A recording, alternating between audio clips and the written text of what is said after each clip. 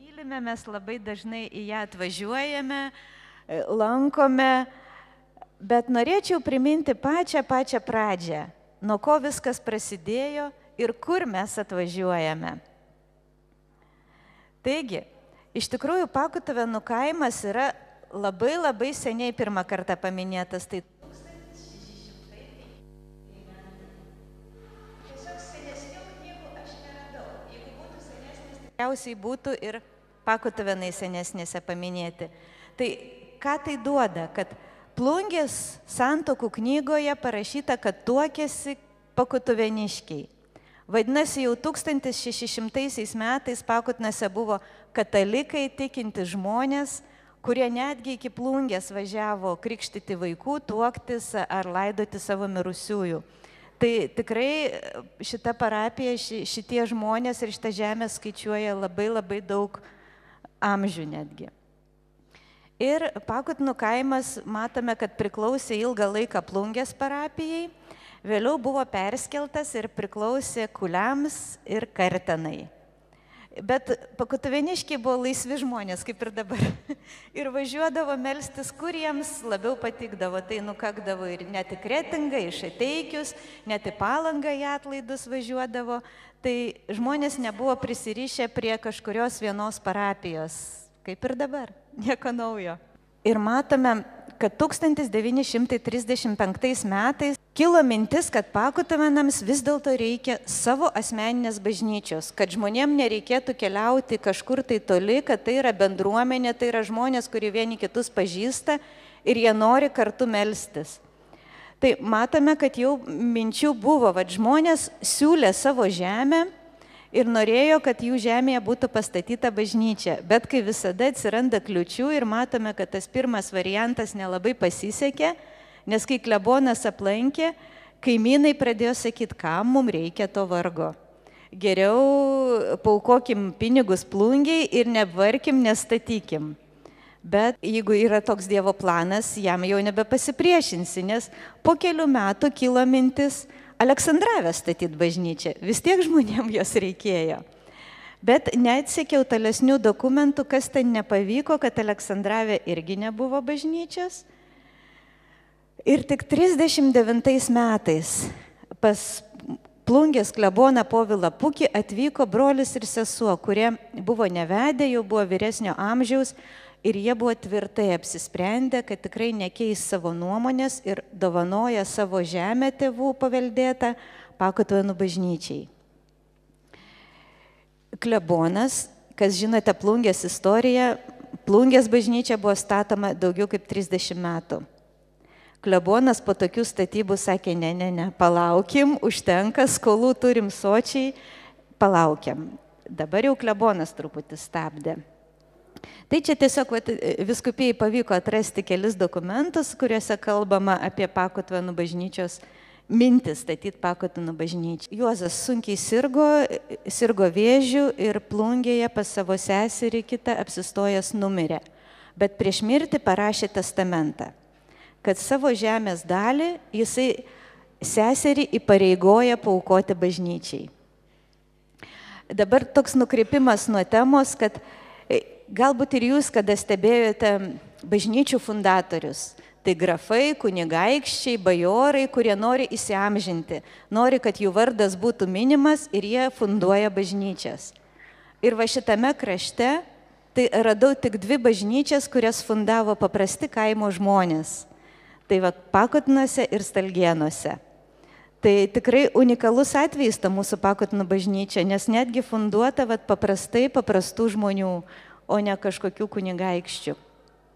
Taigi, Plungės klebonas sako, laukiam, bet prasidėjo karas. Kretinga, kaip žinom, pirmom karo dienom sudegė, didžioji dalis nudegė. Visur traukėsi rusai, ateina vokiečiai. Klebonas panikoje, iš tikrųjų 30 metų statyta bažnyčia, skolos neišmokėtos, o viską aplinkui bombarduoja. Ir Plungės klebonas Povilas Pukys meldžiasi Dievui ir pasižada, kad jeigu išliks Plungės bažnyčia, jeigu nebus subombarduota, pasižada Pakotavinuose pastatyti bažnyčią Švento Antano garbei. Nu ir plungiškiai gali paliudyti, kad Plungė išliko, bažnyčia išliko ir tikrai karas nepaliko labai didelių nuostolių Plungėje. Klebonui nieko nebeliko daryti, kaip tik tai vykdyti pažadą. Ir žmonės įdomias istorijas prisimena, kad vis dėlto norėjo užsitikrinti. Ir po kaimą vaikščiojo, po aplinkinius kaimus vaikščiojo vertėjas, keli vokiečių kareiviai, nes buvo vokiečių valdžia, ir klausinėjo žmonių, darė tokią statistiką, ar reikia bažnyčios. Ir visi vienbalsiai atsakė, reikia. Toliau jau Telšių vyskupijos kurijoje tikrai yra nemažai dokumentų, susirašinėjimų apie tai, kad kleboną įpareigoja statyti Pakotavinuose bažnyčią ir sudaryti sutartį su Justina Stropute, kadangi brolis jau buvo miręs. Irgi nežinau tų įstatymų peripetijų, kurias tuo metu buvo, dovanoti žemės bažnyčiai nebuvo galima. Tai išsprendė tokių variantų, kad žemė išnuomoja su visų pastatu, su visais ūkiniais pastatais išnuomoja bažnyčiai. Ir Justinas Stroputė savo tik tai pasiprašė vieno nedidelio kambarėlio, rūsio, čia va toj sutartį mes matome nedidelio daržo ir pati iki kiek pajėgė vaikščioti, ji pati tarnavo bažnyčioje ir pročkelė, ir valytoje, ir ko tik nori, jinai dirbo.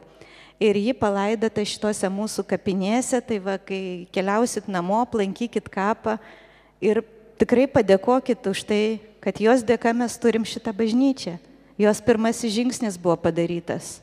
Toliau, kai išnuomojo žemę, susirinko pas Justiną Stroputę viso kaimo žmonės ir, kaip matome, čia aprašyta ir aplinkinių kaimų žmonės ir dar kartą kreipėsi į kuriją, kad jie pasižada savo lėšomis, savo darbu statyti bažnyčią. Tai va, matome netgi rankraštinį, kad žmonės patys įsipareigojo, kad jiems reikia tos bažnyčios. Ir jau kurijoje yra raštas, kad netgi buvo patvirtintas komitetas su visom pavardėm žmonių. Dabar kas įdomu, toks pastebėjimas, kad kai architektas braižė Pakotavinų bažnyčios projektą, ar pastebit atitikimų? Plungės kapinių koplyčia, tai greičiausiai norėjo architektas kažko panašaus, galbūt labai gražiai pasirodė ir labai panašią suprojektavo mūsų Pakotavinų bažnyčią.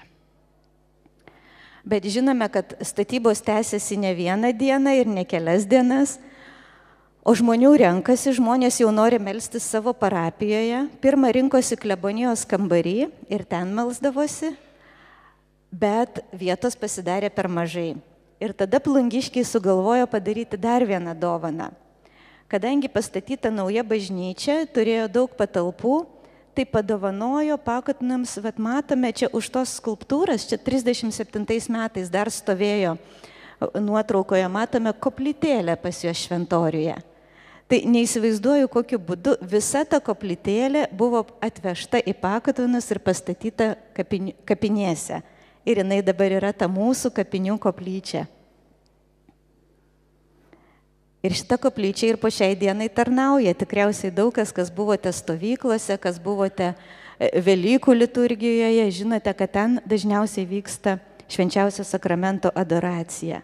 Va, matom, kas darosi per stovyklas. Žmonės batus palieka, įžengia basomis ir štai kiek žmonių į tą koplytėlę telpa. Koplyčios istorija tęsiasi ir šiais laikais. 2005 metais jinai vėl laikinai buvo tapusi bažnyčia, laikinai ten buvo aukojamos mišios, nes bažnyčia buvo remontuojama. Ir aišku, gražiausias vaizdas būna per vėlinės ir visus šventuosius. Tai irgi kviečiu aplankyti, pasivaikščioti ir pasidžiaugti. Bet grįžkim prie bažnyčios statybų. 42 metų gegužės 3. Vyskupas Vincentas Borisevičius pašventino kertinį bažnyčios akmenį. Ir labai man buvo įdomu, kad žmonės pasakojo, kurie prisiminė, kad tų žmonių, tų vyrų ir tų kaimynų pavardės, kurie daugiausia dirbo, daugiausia aukojo, buvo surašytos ir įmūrytos po tuo kertiniu akmeniu. Tai va kažkur, nežinau kur, dar tebėra tas pavardės įmūrytos ir jie kaip ir yra su mumis ir mes meldžiamės kartu su jais. Ir va matome, kad įrašytos netgi prisiminė žmonės kai kurias pavardės, kurie ten buvo įrašę. Ir man šitą nuotrauką labai simbolinė. Nežinau, kas ir kada sakė kažkokia moteris. Šitą nuotrauką įrėmintą atvežė ir paliko Pakutuvėnų tvirtelėje.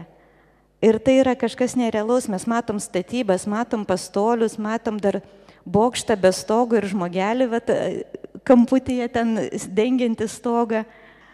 42 metų Liepą pradėtos statyti bažnyčios sienos. Jau pradėjo kilti, jau ne tik pamatai, bet ir sienos.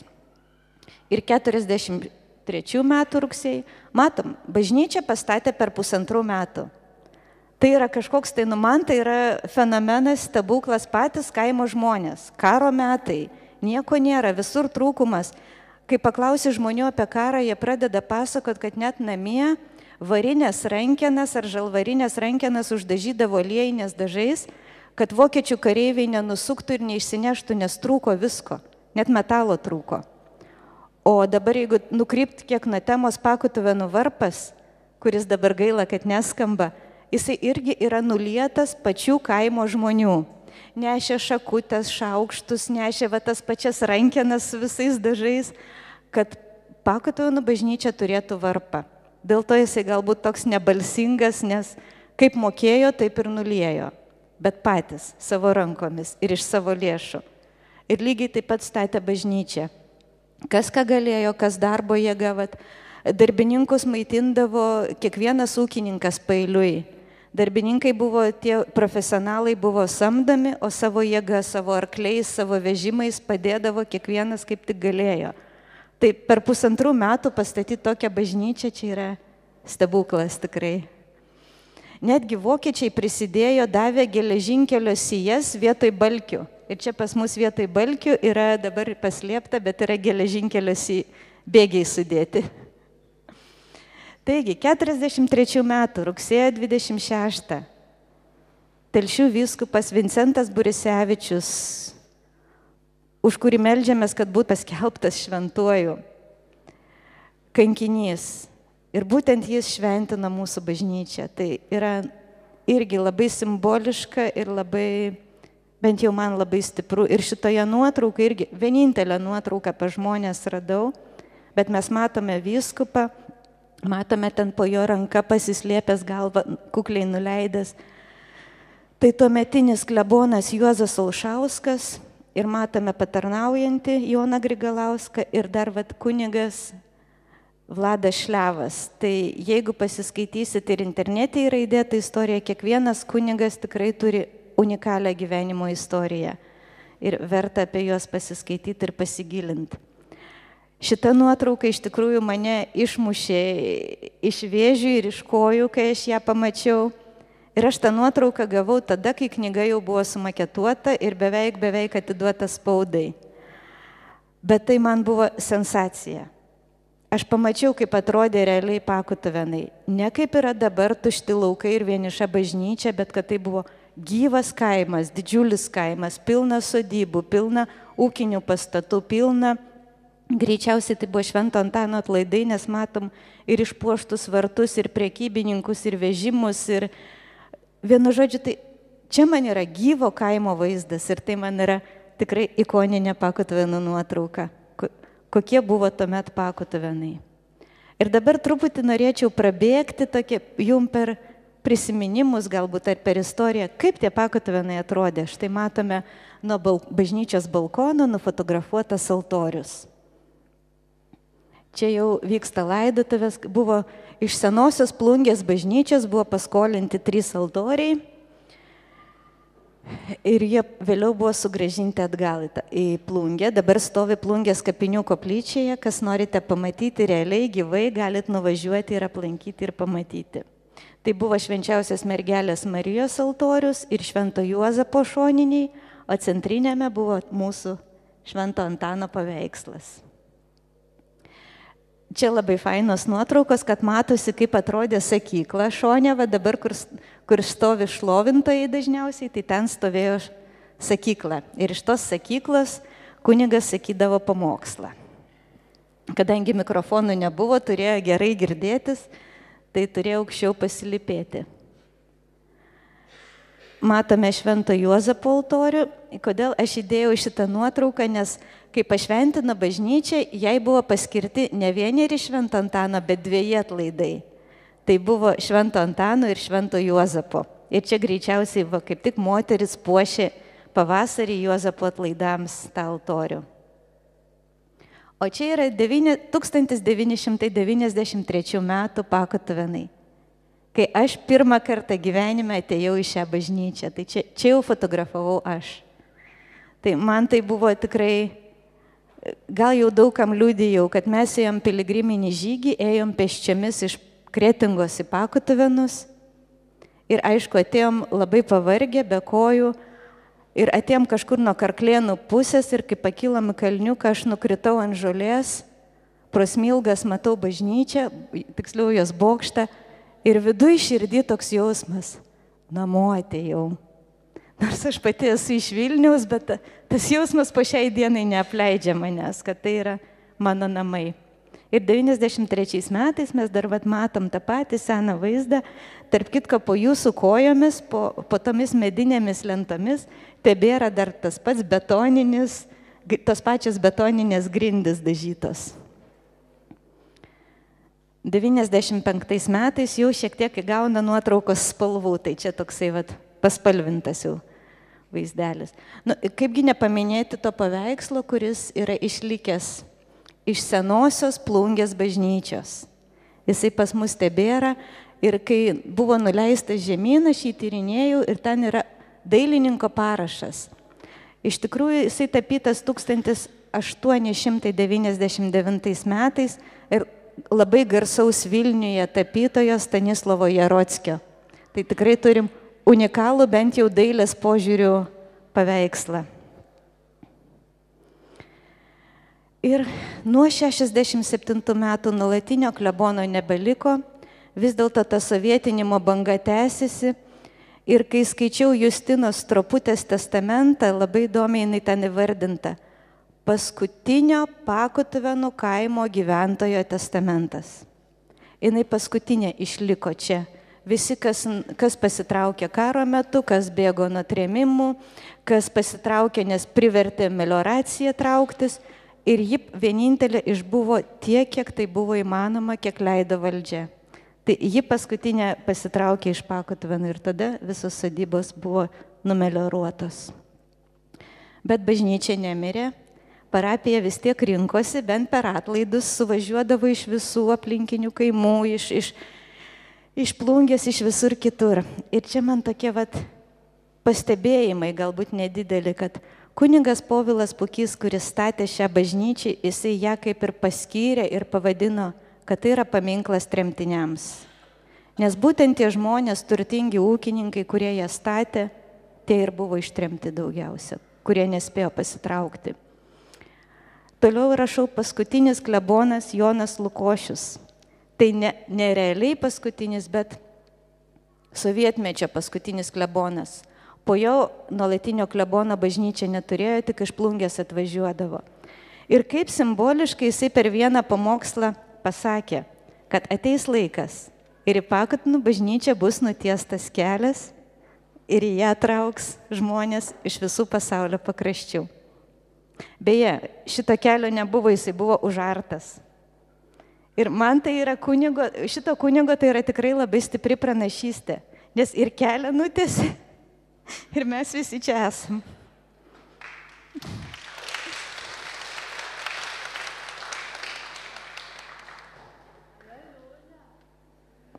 Toliau jau žinote, kas vyko. 90, nežinau, netgi kelintais ar 89 net metais brolis Gediminas atsirado čia, svajojo apie bendruomenę, svajojo apie namus tiems, kurie neturi kur būti. Na ir tas svajonės tikrai pildosi, bet tai yra atskira istorija, kurią reikėtų pasakoti dar 3 valandas. Kodėl įdėjau šitą nuotrauką, nes jinai man labai stipri. Atsiprašau, Gediminai. Bet tai yra tikrai, kad Gediminas įsikabinęs į Jėzų. Ir tik tai per Jėzų, tik per jį visa tai čia vyksta. Ir žiūrėkim, bažnyčia tai yra sena.